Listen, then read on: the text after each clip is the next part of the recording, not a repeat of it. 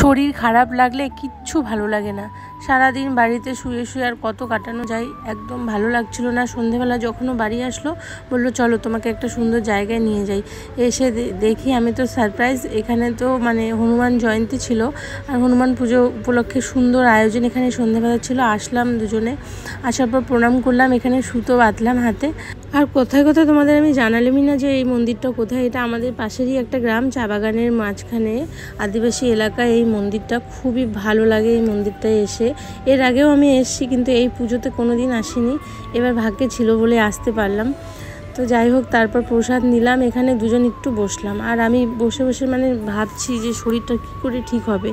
ভগবানের কাছে প্রার্থনাও করলাম, এত সমস্যা দিচ্ছে, কিছুই ভালো লাগে না, কোনো কাজে কোনো মন নেই, কিচ্ছু না আর কি, শরীর খারাপ থাকলে যা হয়।